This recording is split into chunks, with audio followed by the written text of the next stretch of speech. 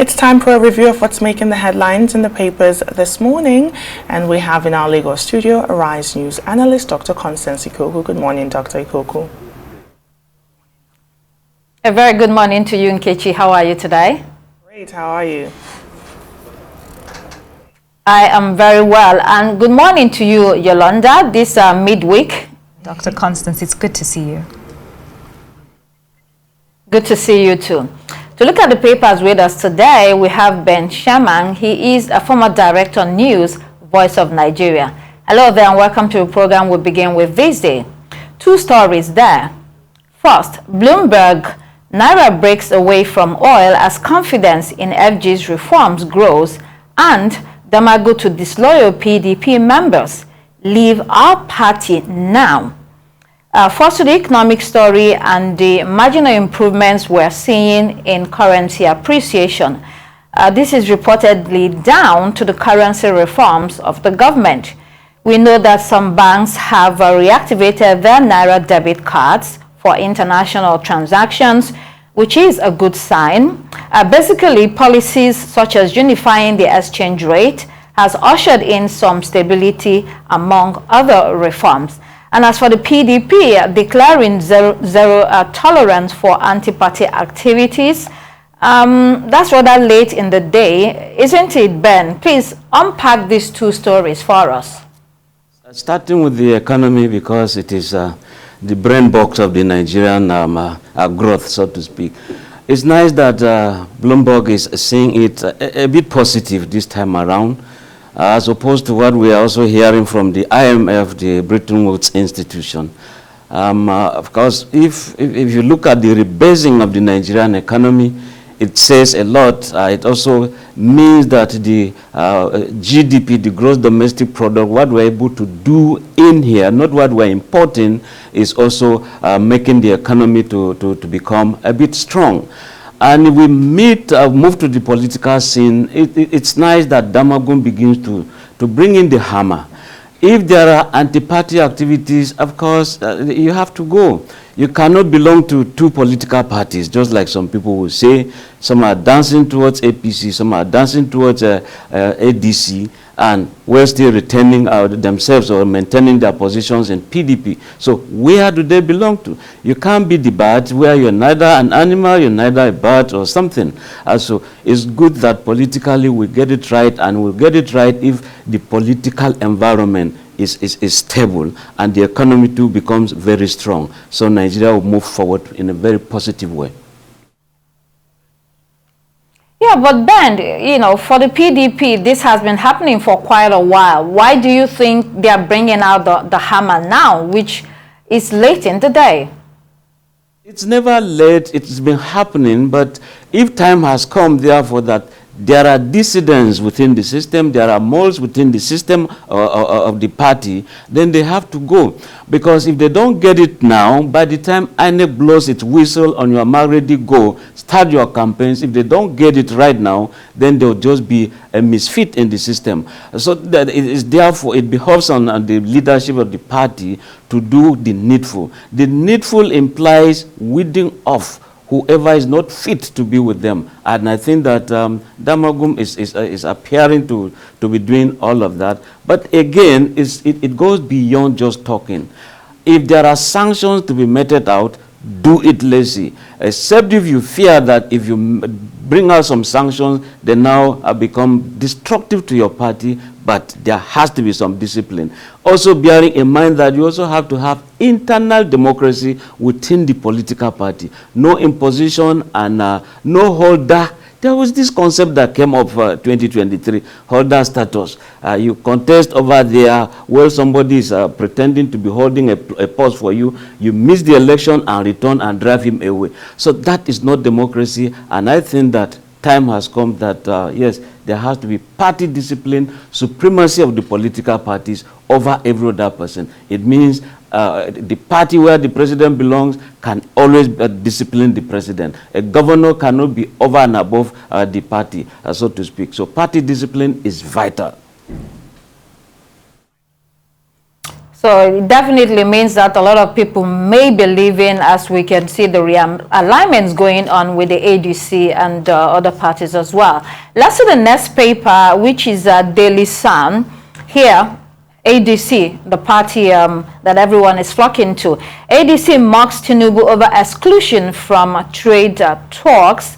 We also have that particular story in this day with the caption, Tinubu's failure behind US snap.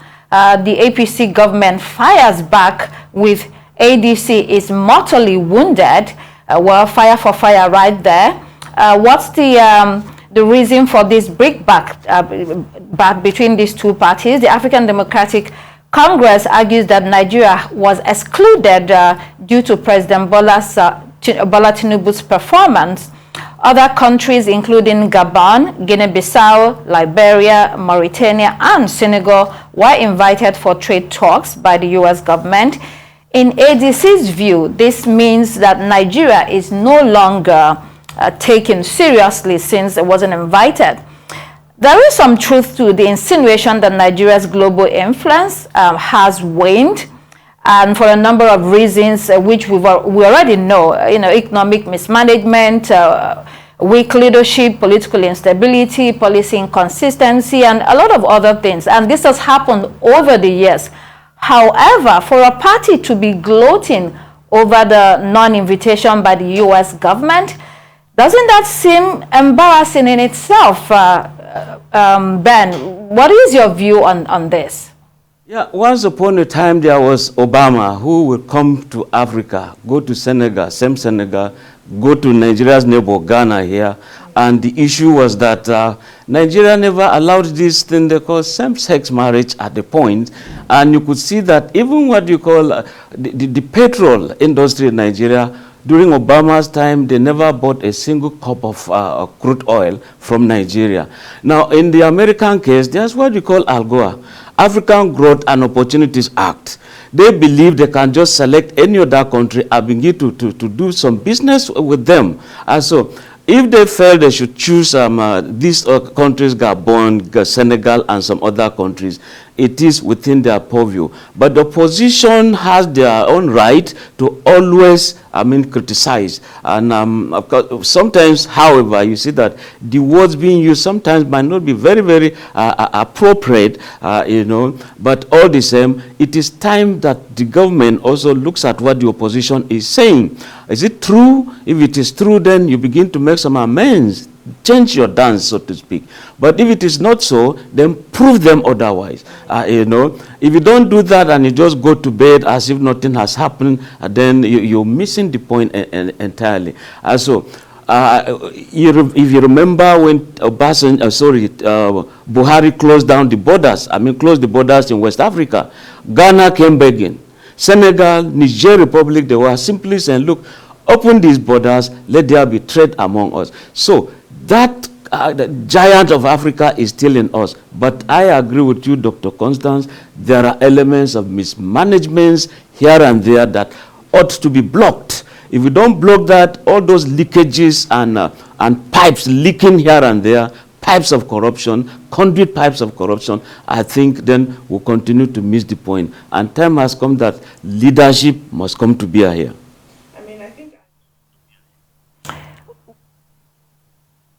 Nkechi, were you going to say something?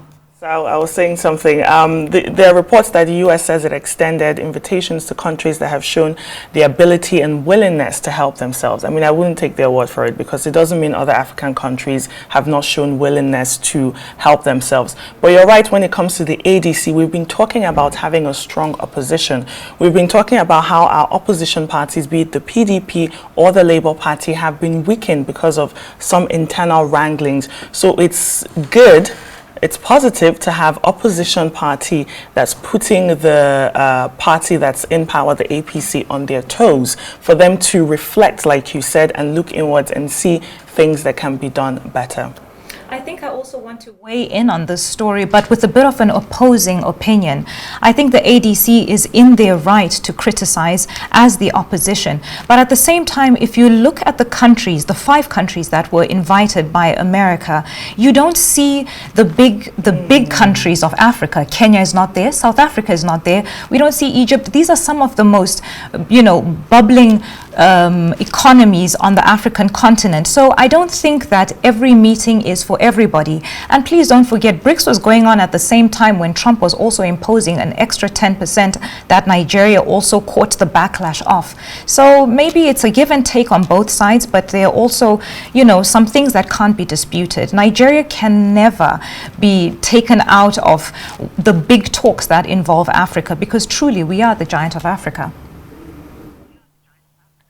Okay, Yolanda with us. We are the giant of Africa. Ben, to AGOA, I don't think that AGOA is exclusive to some countries in Africa. I think it's open to all countries, except the policy has changed. Our producer can check that for us. But AGOA is open to all countries in Africa. And to, fighting over the U.S. invitation or not, I think there are more important things to do. If we're able to manage our economy and keep moving, I think that's more important. Okay, let's move on to the Vanguard newspaper. FG battles IMF over report on inflation and poverty. Names such statements, or says such statements can worry people, or it will turn people away from the government. The special advisor to the president on economic affairs, Tokpe Fashua, was quoted as saying, "We're not asking for a pat on the back. We're just saying, you know what, give us a breather." He said that the reforms that the government is taking on are good, but the IMF keeps demanding more, and it's almost like being caught between the devil and the deep blue sea, end of quote. First of all, the International Monetary Fund usually releases these routine reports, which they call economic outlook, financial stability report, or fiscal monitor, etc. So it's normal, and since you're taking their money, you will get those reports whether you like them or not. If you do not want the reports, maybe consider reducing reliance on the Bretton Woods institutions, which were founded without African countries on the table anyway. And they also run an international system. The West runs an international system where Africa is on the margins. Nkechi, I know that you covered the IMF several times, and you're an economic reporter. Let's have your thoughts on this story. I think the reports didn't even only have backlash when it comes to what the federal government is doing. It says, look, we're having a good start, but Nigerians are still going through trying times. The reforms, they say, are real, right? We've seen some sort of modest FX market stabilization. International reserves are ticking up. However, that woman, Nkechi, selling tomatoes in Akure is not feeling it. Do you understand? John in Jos with his electronics shop is not feeling it. There's no power supply. And so I think the issue is not really whether the IMF is right or the government should not have backlash to them. I think the issue is that the metrics of macroeconomic success, bond market returns, interest rates, capital inflows, often sort of ignore the realities of everyday citizens. And I think that's what the IMF was trying to point out. Yes, your policies are strong. The vision, we can see the vision, the long-term vision. However, we need that mitigation for the short-term survival of your citizens. Yeah, that's very correct. When it comes to growth that every country is striving for, and that the IMF or the World Bank encourages countries to work for growth, most times those growth on paper doesn't translate to the lives of people on the streets, and that's what exactly you have said. So it depends, or it behoves the government to begin to look at other alternative methods or economic reforms or methods that you can use in order to advance your economy. Okay, Daily Independent this morning, 2 stories here. JAMB announcing its cutoff mark for universities as 150, and then for the information of those sitting for the exams, at least you know what to expect for this year. For polytechnics and colleges of education, it's 100, and for nursing colleges, it's 140. And to the other article in that same paper, U.S. reduces non-immigrant visa for Nigerians to single entry, 3-month validity. So effective immediately, most non-immigrant and non-diplomatic visas will be single entry and valid for only 3 months. Different countries are being affected by President Trump's immigration reforms. Some Nigerian papers publish, some of those reports as if it's targeted only at Nigerians, but that's not the case. Yolanda, if you want to come in here, I mean, have you heard about Trump's alligator Alcatraz Immigration Detention Center in Florida? Was launched recently. That center is surrounded by alligators. So it's not only Nigerians, immigration reforms are going on full swing under this administration. That's right. It's going to be a long walk for Nigerians, because the truth is this type of visa restriction is going to really put a cap on this Japa syndrome that has been going on for the past couple of years. You're going to see less and less people being able to go. I think the last time that we spoke, we were even talking about the financial aspect of it, how expensive it is to be able to go over to the States and other Western countries. But now these visa changes could actually hinder opportunities for Nigerian students and professionals, and this will definitely affect the flow of talent and remittance back here in Nigeria. As for JAM, the cutoff marks, well, it has its positives and its negatives, because with lowering it in certain areas, it gives people the opportunity to access education. Everyone then now has a chance, not everyone, but has a chance to be able to pursue a higher education. But at the same time, I hope this doesn't spiral and end up lowering the educational standards of Nigeria. All right, on to the Guardian newspaper. 40% of Nigerian children malnourished, says Vice President Shatima. The Vice President says as a result, the government is launching the Nutrition 774 initiative to address this. There's talk about food insecurity, which is rampant already, and whether people can afford or access food that meets their nutritional needs. 40% is a staggering number. And thanks to the Guardian for highlighting this on the front page. Usually political stories take up more space. But this is a huge risk for the nation, and the long-term consequences are terrible.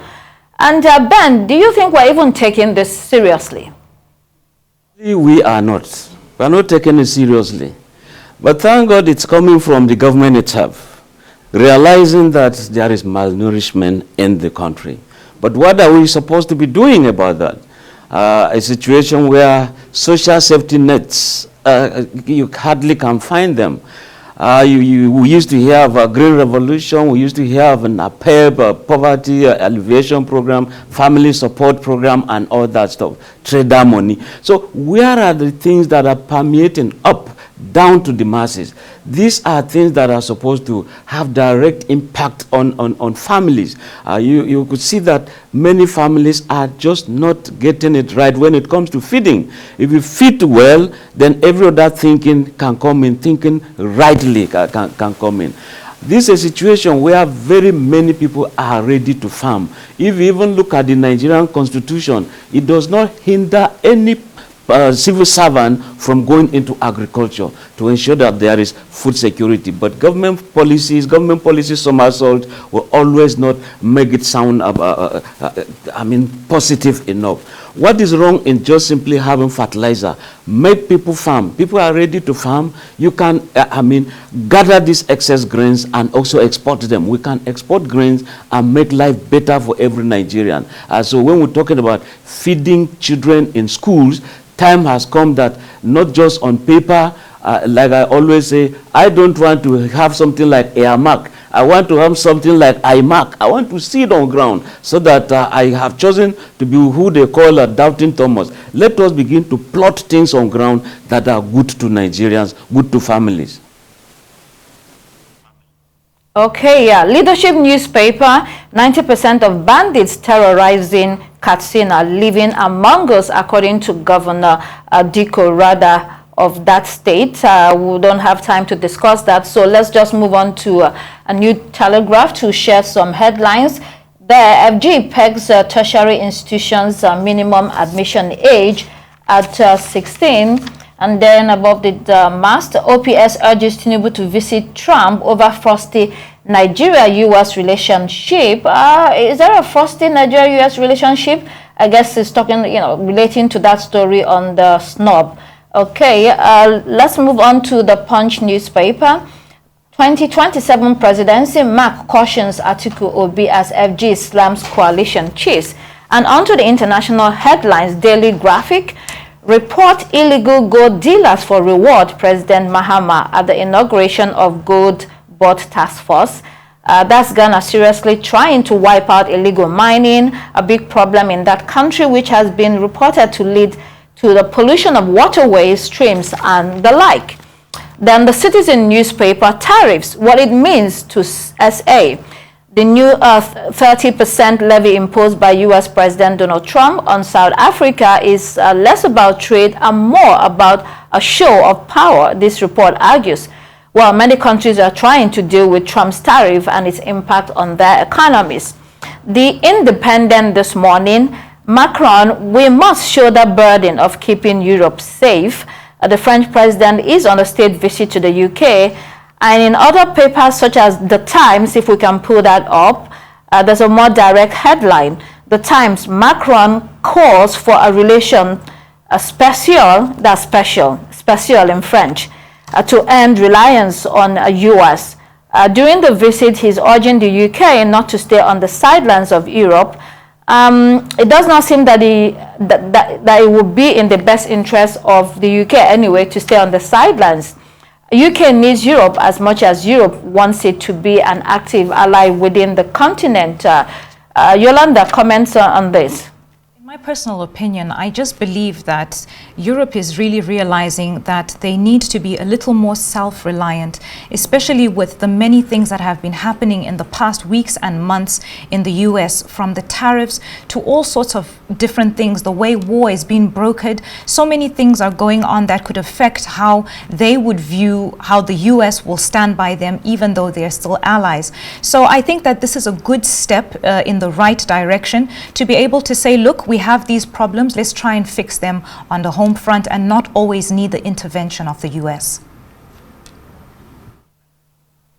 All right, the final story today, Financial Times, UK's soaring debt load is daunting.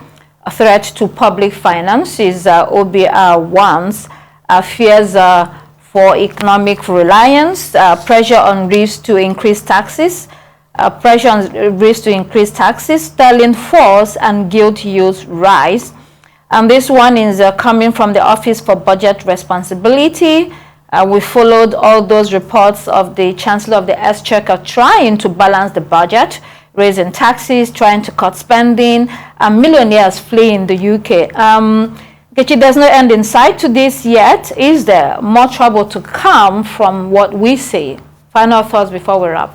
Trouble to come. And when I was reading this story on the front page of the Financial Times, I was just thinking of how that would even affect us in Africa, us in Nigeria, because if you have rising UK or US yields, that sort of fits directly into the benchmark that Nigeria pays for when it taps into, for example, Eurobond markets. You have our own public debt hitting 149 trillion naira in Q1 of 2025. So I think every uptick in the global rate squeezes our budget when it comes to security, infrastructure, FX, power sector, and what have you. That's just what I got from that story. Okay, thank you so much for that comment. We'll have to leave it there. Ben Sherman, who is the former Director on News of Voice of Nigeria. Thank you for joining us again today. Thank you for having me. Thank you so much, Dr. Constance Ihoku, from joining us from our Lagos studio here on Daybreak. That's all the time for you. Goodbye. I am Kechi Nana. And I'm Yolanda Robert. Please do keep it here on Arise News. The morning show is next. Goodbye.